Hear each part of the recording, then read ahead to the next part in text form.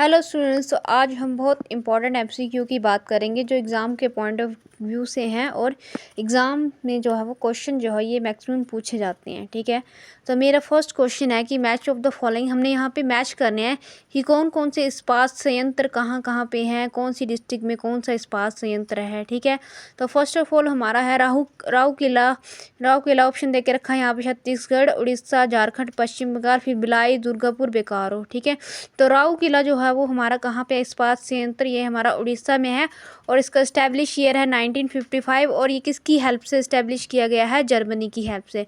फिर हम सेकंड बात करते हैं भिलाई जो कहाँ पे छत्तीसगढ़ है, ये भी 1955 में इस्टेब्लिश हुआ था और ये पूर्व सोवियत संघ की हेल्प से जो है वो ये इस्पात संयंत्र बनाया गया है। फिर हम बात करते हैं दुर्गापुर जो कि पश्चिम बंगाल में है, ये भी 1955 में किसकी हेल्प से बनाया गया है, ब्रिटेन की। फिर हम बात करते हैं बोकारो जो कि झारखंड में है, ये 1964 में सोवियत संघ। तो ये हमारे इंपॉर्टेंट जो इस्पात संयंत्र है और क्वेश्चन जो है वो पेपर में जो है वो इससे पूछा जाता है, या तो इस्टेब्लिश ईयर पूछ लेंगे या फिर पूछ लेंगे कि ये किसकी हेल्प से बना है या फिर कौन सी डिस्ट्रिक्ट में है ये। ठीक है, अब सेकंड क्वेश्चन की बात करते हैं कि सीमेंट बनाने की आधुनिक कारखाना किस वर्ष और कहाँ स्थापित किया गया था। मतलब जो सीमेंट बनाने का कारखाना जो था पहले वो किस ईयर में इस्टेब्लिश किया गया था और कहाँ पे। तो हमारे पास ऑप्शन दे के रखे हैं चेन्नई 1904, तमिलनाडु 1906, कोलकाता 1908 या इनमें से कोई नहीं। तो चेन्नई 1904 में जो है हमारा जो है वो सीमेंट का जो है वो पहला कारखाना जो है वो इस्टेब्लिश हुआ था। ठीक है, फिर हम बात करते हैं कि कागज़ का प्रथम आधुनिक कारखाना कहाँ और किस जगह स्थापित किया गया था। तो ऑप्शन देखे रखे हैं श्रीरामपुर यानी कि कोलकाता 1832, चेन्नई 1821 ईस्वी, तमिलनाडु 1931 ईस्वी या फिर इनमें से कोई नहीं। तो जो कागज़ बनाने की जो प्रथम कारखाना था वो हमारा जो है श्रीरामपुर यानी कि कोलकाता में 1832 में इस्टेब्लिश हुआ था। ठीक है, फिर हम बात करते हैं कि जूट का जो पहला कारखाना है वो कहाँ और कब स्थापित किया गया था।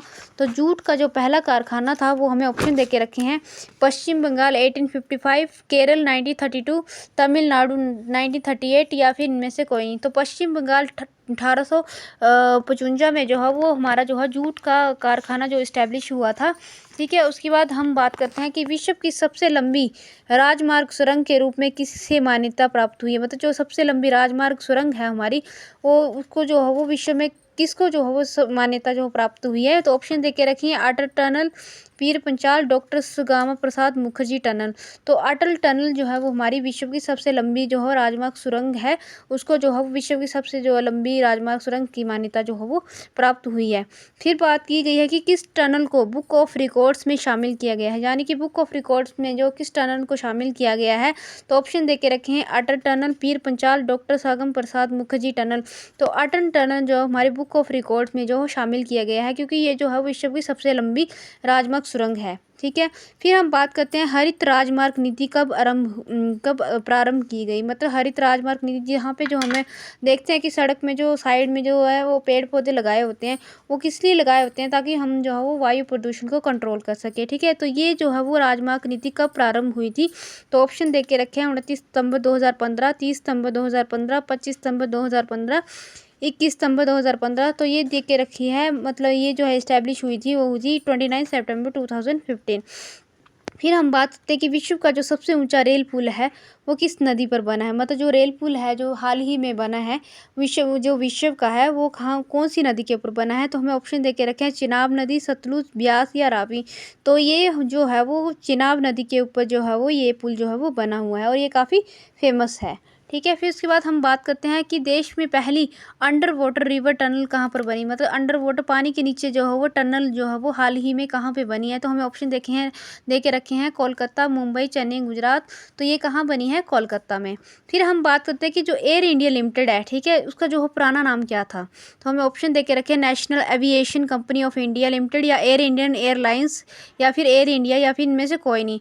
तो फर्स्ट ऑप्शन करेक्ट है कि national aviation company of India जो लिमिटेड जो है वो एयर इंडिया का जो है एयर इंडिया लिमिटेड का पुराना नाम था। फिर हम बात करते हैं कि जो एयर इंडिया जो लिमिटेड का जो नाम जो है वो कब रखा गया था।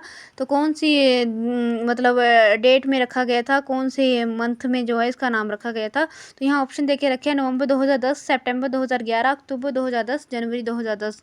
तो हमें एयर इंडिया लिमिटेड का नाम जो है नवंबर 2010 में जो है वो क्या जो है इसका नाम रखा गया था।